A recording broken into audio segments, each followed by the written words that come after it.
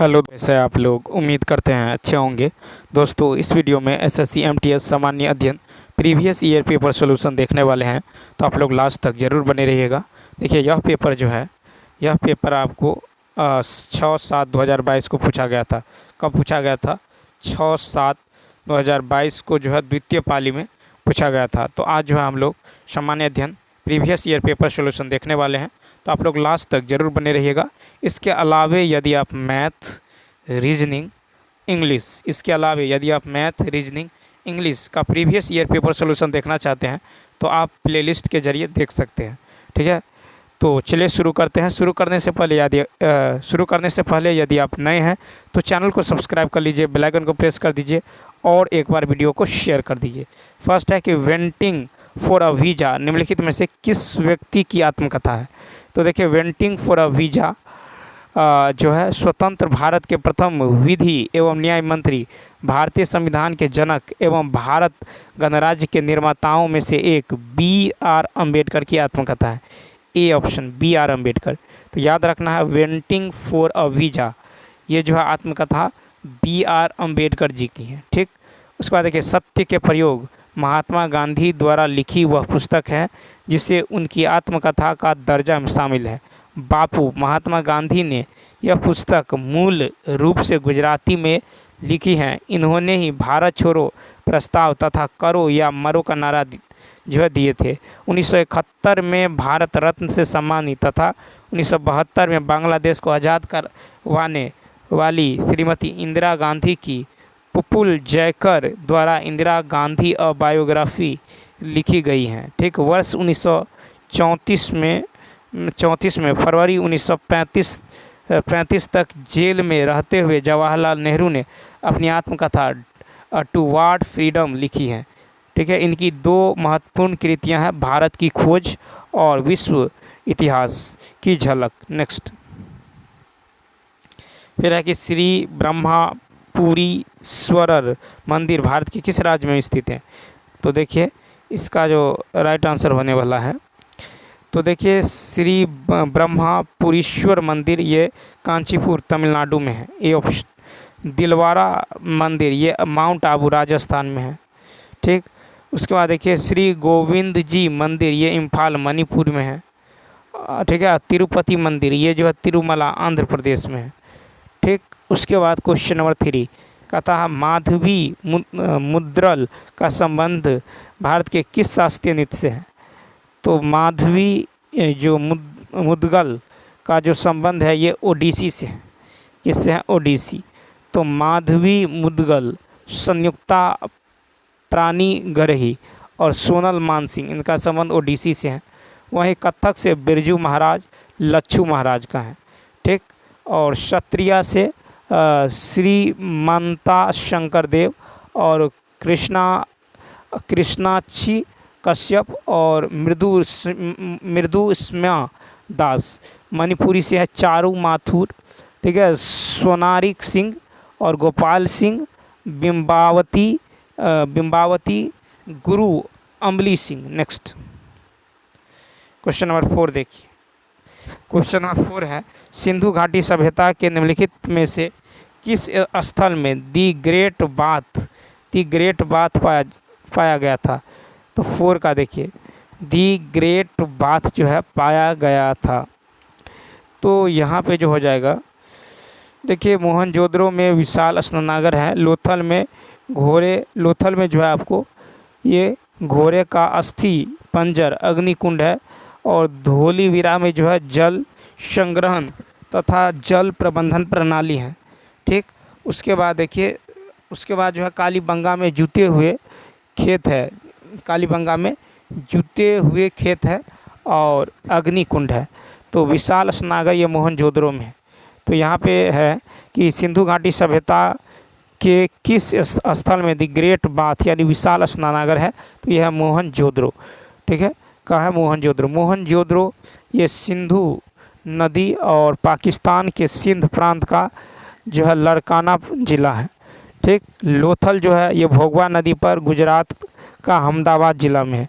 धोलावीरा ये लूनी नदी पर गुजरात के कच्छ ज़िला में। और कालीबंगा जो है ये घग्घर राजस्थान हनुमानगढ़ जिला। क्वेश्चन नंबर 5, क्वेश्चन नंबर 5 की यदि बात करें तो 5 है कि भारत में ग्रिड क्षमता अवरोध को तोड़ने वाली पहली सौर परियोजना कौन सी है। तो 5 का देखिए, भारत में ग्रिड क्षमता अवरोध को तोड़ने वाली पहली सौर जो है परियोजना, ये Rewa Madhya Pradesh ultra mega solar, ठीक है, रीवा मध्य प्रदेश, ठीक है, Rewa Madhya Pradesh ultra mega solar, ठीक है, अल्ट्रा मेगा सोलर, यह भारत का सबसे बड़े संयंत्रों में से क्या है, एक है, ठीक है, एक है। उसके बाद देखिए क्वेश्चन नंबर जो है नेक्स्ट देखिए 6 नंबर। तो यहाँ पे जो है आपको 5 का जो राइट आंसर होने वाला है ये हो जाएगा 5 का डी ऑप्शन। नेक्स्ट, भारत में बाल विवाह निषेध अधिनियम किस वर्ष पारित किया गया। तो भारत में बाल विवाह निषेध अधिनियम वर्ष 1929 में पारित किया गया था। इसके अंतर्गत शादी के लिए लड़कों की उम्र 18 वर्ष एवं लड़कियों की उम्र 14 वर्ष निर्धारित की गई थी। इसे अब प्रतिबंधित कर दिया गया। संशोधन 1918 एक्ट में लड़के की उम्र 21 वर्ष और लड़कियों की उम्र 18 वर्ष जो कर दी है।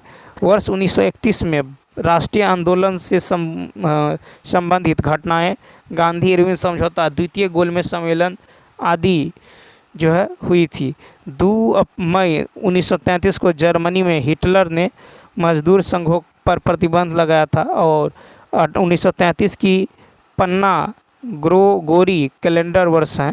1935 ईस्वी के अधिनियम में 321 अनुच्छेद और 10 अनुसूचियाँ थी। नेक्स्ट, फिर है कि अविकसित और तकनीक रूप से पिछड़े समाज में जनसंख्या वृद्धि जो है कम क्यों है। तो देखिए, अविकसित और तकनीकी रूप से पिछड़े समाज में जनसंख्या वृद्धि कम है क्योंकि मृत्यु दर और जन्म दर दोनों अधिक है, ठीक है, क्योंकि मृत्यु दर और जन्म दर दोनों अधिक है। तो यहाँ पे जो होगा क्योंकि मृत्यु दर और जन्म दर दोनों अधिक है, बी ऑप्शन। नेक्स्ट, फिर है पृथ्वी की महासागरीय ऊपरी परत में मुख्य रूप से खाली स्थान होते हैं। तो पृथ्वी के ऊपरी भाग को भूपर्पटी कहते हैं। इसके 2 भाग हैं, एक है सियाल, दूसरा है सीमा, ठीक है, सियाल और सीमा। तो यहाँ पे जो हो जाएगा सियाल और सीमा। तो क्वेश्चन नंबर 8, तो पृथ्वी के जो है ऊपरी भाग को भूपर्पटी कहते हैं, ठीक है। इसके 2 भाग है, सियाल और सीमा, ठीक है। सीमा क्षेत्र में सिलिका एवं मैग्नीशियम की बहुलता तथा सियाल क्षेत्र में सिलिका एवं एल्यूमिना की बहुलता है, ठीक है। तो भूपर्पटल की रचना सामग्री जो है, तो यहाँ पे जो हो जाएगा आपको क्वेश्चन नंबर देखिए, क्वेश्चन नंबर 8 का राइट आंसर होने वाला है सी ऑप्शन। क्या होगा, सिलिका और मैग्नीशियम, ठीक है। तो सिलिका और मैग्नीशियम, तो यहाँ पे हो जाएगा सिलिका एवं मैग्नीशियम। नेक्स्ट क्वेश्चन की यदि बात करें, क्वेश्चन नंबर 9, निम्नलिखित में से किस राज्य में गोंचा महोत्सव मनाया जाता है। गोंचा महोत्सव, तो देखिए गोंचा पर्व बस्तर दशहरा भरई, उसके बाद है मरई महोत्सव, तीज त्यौहार, ये छत्तीसगढ़ में मनाया जाता है। कहाँ, छत्तीसगढ़ में। और कोणार्क नृत्य महोत्सव, कलिंग महोत्सव, महाबीसुआ संक्रांति आदि ये उड़ीसा में मनाया जाता है, ठीक। उसके बाद देखिए सरहुल, कर्मा, जावा महोत्सव झारखंड में, और हम्पी महोत्सव, उगादी महोत्सव, गौरी महोत्सव ये सब कर्नाटक में, ठीक। अतः गोंचा महोत्सव छत्तीसगढ़ में मनाया जाता है। नेक्स्ट 10 नंबर कहता है कि खाली स्थान चींटी के डंक में प्राकृतिक रूप से पाया जाने वाला अम्ल है। तो 10 का देखिए, तो चींटी के डंक में मेथेनोइक अम्ल, बिच्छू के डंक में मेथेनोइक अम्ल, बिच्छू और बिच्छू बुटी आदि में, ठीक है। लैक्टिक अम्ल दही खट्टे पदार्थ में, ऑक्जेलिक अम्ल टमाटर में, साइट्रिक अम्ल पाया जाता है संतरा नींबू में। अतः मेथेनोइक अम्ल जो है चींटी के डंक में प्राकृतिक रूप से पाए जाने वाला जो है अम्ल है, ठीक। तो 10 का हो जाएगा मेथेनोइक। नेक्स्ट, फिर देखिए कहता है विद्रोह प्रभावित क्षेत्रों में खेलों को बढ़ावा देने के लिए सहायक सहाय योजना भारत के किस राज्य द्वारा शुरू की गई थी? तो देखिए, विद्रोह प्रभावित क्षेत्रों में खेलों को बढ़ावा देने के लिए सहाय योजना भारत के झारखंड राज्य में मुख्यमंत्री हेमंत सोरेन ने 15 दिसंबर 2021 को जो है शुभारंभ किया है। ठीक है, तो ये होगा झारखंड। ठीक, अब देखिए क्वेश्चन नंबर 12। क्वेश्चन नंबर 12 की यदि बात करें तो 12 है निम्नलिखित में से कौन सी नृत्य शैली उन महिलाओं की व्यथा को दर्शाती हैं जिनके जीवन साथी घर से दूर चले जाते हैं? तो 12 का क्या होगा? 12 का होगा बिरहा नृत्य शैली। बिरहा नृत्य शैली, बी ऑप्शन। बिरहा नृत्य शैली उन महिलाओं की व्यथा को दर्शाती है जिनके जीवन साथी घर से दूर चले जाते हैं। ठीक है, यह पूर्वी उत्तर प्रदेश तथा पश्चिमी बिहार के जो है भोजपुरी भाषी क्षेत्र में प्रचलित है। ठीक है, पाइका नृत्य भारत के उड़ीसा का एक पारंपरिक लोक नृत्य है। ठीक है, मटकी जो है, ये मटकी नृत्य अधिकांशतः भारत के मध्य प्रदेश के मालवा क्षेत्र में महिलाएं जो है शादियों, जन्मदिनों या किसी विशेष अवसरों पर एकल नृत्य करती हैं। ठीक, नेक्स्ट देखिए, फिर कहता है हिमालय और शिवालिका के बीच स्थित अनुदैर्य घाटी को क्या कहते हैं? तो हिमालय और शिवालिका के बीच स्थित अनुदैर्य घाटी को जो है क्या कहते हैं? तो दून कहते हैं। ठीक है, क्या कहते हैं? दून कहते हैं। ठीक, दून या द्वार पश्चिम में इन्हें कहा जाता है। और जैसे देहरादून और हरिद्वार शिवालिका के निचले भाग को तराई करते हैं। Next 13 number. अब देखिए क्वेश्चन नंबर 14। क्वेश्चन नंबर 14 की यदि बात करें, क्वेश्चन नंबर देखिए यहाँ पे, सॉरी, क्वेश्चन नंबर जो था 40 यहाँ पे है कि इलेक्ट्रिक रूम हीटर में प्रयुक्त तार की कुंडली क्या कहलाती है? तो देखिए, इलेक्ट्रिक रूम हीटर में प्रयुक्त तार की कुंडली एलिमेंट कहलाती है। एलिमेंट। फ्यूज का प्रयोग परिपथ में लगे उपकरणों की सुरक्षा के लिए सदैव परिपथ के साथ श्रेणी क्रम में जोड़ा जाता है। और विद्युत सेल मुख्यतः दो प्रकार के होते हैं, प्राथमिक सेल और द्वितीयक सेल। प्राथमिक सेलों में रासायनिक ऊर्जा को सीधे विद्युत ऊर्जा में जो है परिवर्तित किया जाता है। ठीक, द्वितीय सेल में पहले विद्युत ऊर्जा को रासायनिक ऊर्जा में, फिर रासायनिक ऊर्जा को विद्युत ऊर्जा में परिवर्तित किया जाता है। स्विच विद्युत उपकरण या इंजन को चलाने और बंद करने का बटन होता है। 15 है, AR रहमान ने कितने ग्रैमी पुरस्कार जीते हैं? AR रहमान जैसे ऐसे भारतीय हैं जिन्हें ब्रिटिश भारतीय फिल्म स्लम डॉग जो है मिलेनियर में जो है उनके संगीत के लिए 2 ऑस्कर पुरस्कार प्राप्त जो है हुए हैं। ठीक है, तो यहाँ पे जो हो जाएगा कि AR रहमान ने कितने पुरस्कार? तो AR रहमान ऐसे पहले भारतीय हैं जिन्हें ब्रिटिश भारतीय फिल्म जो है स्लम डॉग मिलेनियर में जो है उनके संगीत के जो है 2 ऑस्कर पुरस्कार प्राप्त हुए हैं। C option. ठीक है, फिल्म के गीत जय हो के लिए सर्वश्रेष्ठ जो है साउंड ट्रैक कंपाइलेशन और सर्वश्रेष्ठ फिल्मी गीत की श्रेणी में 2 ग्रैमी पुरस्कार भी मिले हैं। नेक्स्ट 2 ग्रैमी पुरस्कार भी मिले हैं, यानी 15 का जो राइट आंसर होगा ये हो जाएगा 15 का आपको हो जाएगा सी ऑप्शन। क्या होगा? सी। नेक्स्ट 16 देखिए,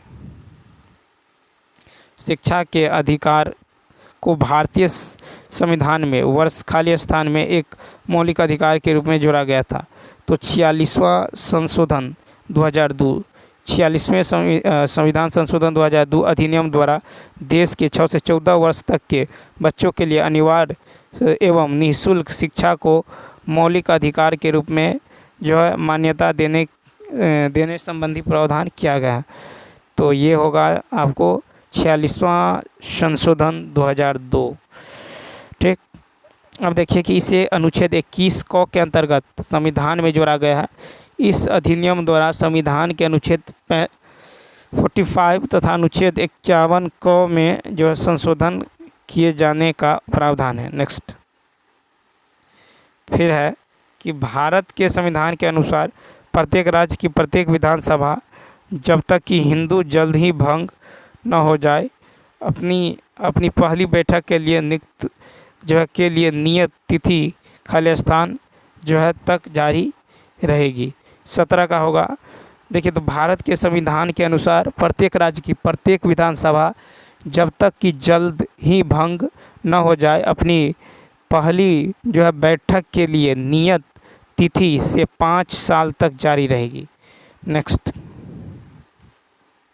खालिस्तान सत्यशोधक समाज की स्थापना की, जिसने मूर्ति पूजा और जाति अवस्था के विरुद्ध मुहिम चलाई। 58 का देखिए, तो 58 का हो जाएगा आपको देवेंद्र तत्वबोधिनी। ठीक है, तो देवेंद्र तत्वबोधिनी स्थापना वर्ष 1839। और देखिए क्वेश्चन नंबर 18 में है कि देवेंद्र नाथ टैगोर ये तत्वबोधिनी सभा। उसके बाद है, तो यहाँ पे हो जाएगा 18 का राइट आंसर क्या होने वाला है। 18 का जो राइट आंसर होने वाला है ये हो जाएगा सी ऑप्शन, यानी ज्योतिराव गोविंदराव फुले। तो ज्योतिराव गोविंदराव फुले ने सत्यशोधक समाज की स्थापना की, जिसने मूर्ति पूजा और जाति अवस्था के विरुद्ध मुहिम चलाई। ज्योतिराव गोविंदराव फुले। ठीक है, उसके बाद देखिए तत्वबोधिनी सभा की स्थापना देवेंद्र नाथ टैगोर ने 1839 में की थी। और वेद समाज ये केशव चंद्र सेन ने 1867 में स्थापना की। तो सत्यशोधक समाज की स्थापना ज्योतिराव गोविंदराव फुले ने 1873 में की। आत्मीय सभा ये राजा राम मोहन राय द्वारा 1815 में की गई थी। ठीक है, नेक्स्ट क्वेश्चन की बात करें। अब 19 नंबर है कि कौन सा पूंजी बजट का एक घटक है। तो पूंजीगत बजट में सरकार की पूंजीगत प्राप्ति और पूंजीगत व्यय शामिल होते हैं। गैर योजनागत पूंजीगत अन्य पूंजीगत घटक बजट का एक घटक है। ठीक, तो यहाँ पे जो 90 होगा, 90 का राइट आंसर, कौन सा पूंजी बजट का एक घटक है। तो पूंजी बजट का ये 19 का सी ऑप्शन क्या है, गैर योजनागत पूंजीगत व्यय। नेक्स्ट, खरीफ की फसल किस मौसम में उगाई जाती है। तो खरीफ की फसल वर्षा मौसम जून जुलाई में बोते हैं और अक्टूबर के आसपास काटते हैं। उगाई जाती है धान, मक्का, ज्वार, बाजरा, मूंग आदि। रबी की फसल मुख्यतः अक्टूबर नवंबर के महीनों में बोई जाती हैं, जैसे गेहूं, जौ, आलू, चना, मसूर आदि। तो यहाँ है खरीफ की फसल, तो 20 का हो जाएगा डी ऑप्शन, वर्षा। तो खरीफ की फसल किस मौसम में उगाई जाती है। तो वर्षा में। खरीफ की फसल कब उगाई जाती है, वर्षा में। ठीक है, उसके बाद देखिए रबी की फसल सामान्यतः अक्टूबर नवंबर के महीनों में बोई जाती हैं। ठीक है, जैसे गेहूं, जौ, आलू, चना, मसूर आदि। ठीक है, उसके बाद देखिए जायद फसल रबी और खरीफ के मध्य में बोई जाने वाली फसल है कि बुआई फरवरी से मार्च तक की जाती हैं, जैसे तरबूज, खरबूजा, खीरा, ककड़ी आदि। 2011 की जनगणना के अनुसार भारत में किस राज्य में लिंगानुपात सबसे अधिक है। तो 21 का देखिए, तो 2011 की जनगणना के अनुसार लिंगानुपात में केरल राज्य चरम पर है। ठीक, सबसे कम लिंगानुपात केरल की है। केरल लिंगानुपात 1000 से 1084। उत्तर प्रदेश का है 1000 से 912। महाराष्ट्र का कितना है, तो 1000 और 929। मध्य प्रदेश का 1931। नेक्स्ट, निम्नलिखित में से कौन सा काल क्रमानुसार तुगलक वंश के शासकों का सही क्रम है, जिन्होंने वर्ष 2020 से 1414 तक दिल्ली पर शासन किया।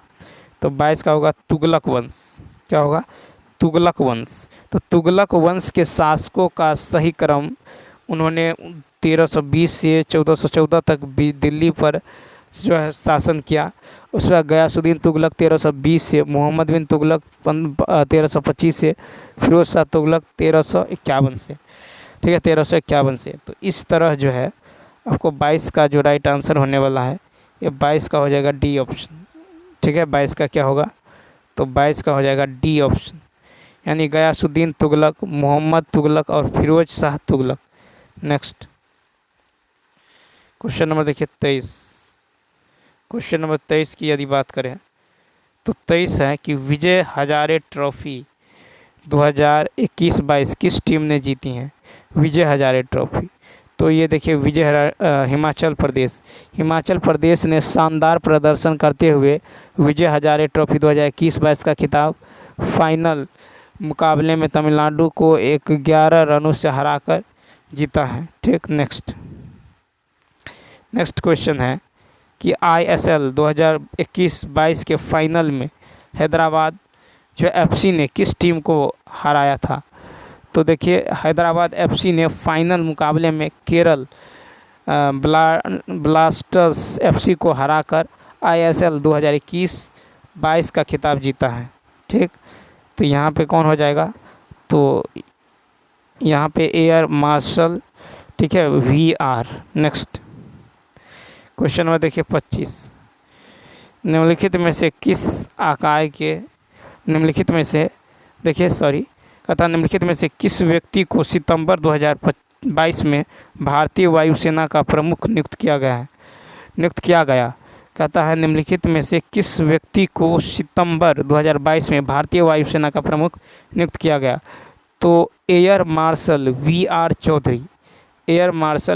चौधरी यानी विवेक राम चौधरी को सितंबर 2022 में, ठीक है, निवर्तमान वायुसेना प्रमुख को RKS भदौरिया के स्थान पर नियुक्त किया गया है।